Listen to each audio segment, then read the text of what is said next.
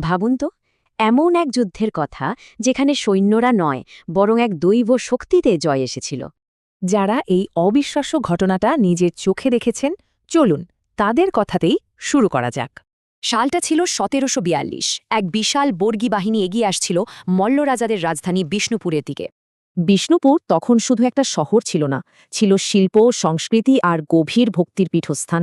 কিন্তু সমস্যাটা হলো বিষ্ণুপুরের ছোট্ট সেনাবাহিনীর তুলনায় বর্গী বাহিনী ছিল অনেক বেশি শক্তিশালী। রাজা গোপাল সিংহ বুঝলেন শুধু সৈন্য দিয়ে এই যুদ্ধ জেতা যাবে না। তিনি ভরসা রাখলেন নিজের বিশ্বাসে। তিনি এক অদ্ভুত আদেশ দিলেন, অস্ত্র ফেলে দিয়ে প্রজাদের নাম সংকীর্তন করতে বললেন। একদিকে শত্রু এগিয়ে আসছে আর দুর্গের ভেতরে তখন কেবল খোল করতাল আর হরে কৃষ্ণধ্বনি। রাজা মদনমোহনের পায়ে লুটিয়ে পড়লেন, সঁপে দিলেন নিজের রাজ্যের আর প্রজাদের ভাগ্য। বর্গীরা যখন দুর্গের দরজা ভাঙার জন্য তৈরি, তখন জয় কি আদৌ সম্ভব ছিল?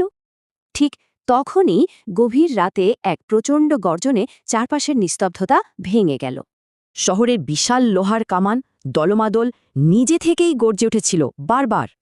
প্রহরীরা দেখল দুর্গের পাঁচিলে দুই দিব্যকান্তি কিশোর অবলীলায় সেই কামান চালাচ্ছে।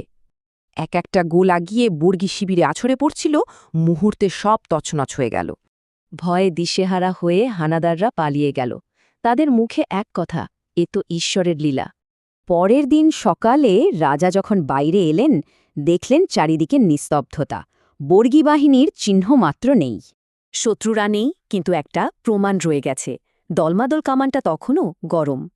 রাজা ছুটে মন্দিরে গেলেন, আর সেখানেই অপেক্ষা করছিল আসল অকাট্য প্রমাণ।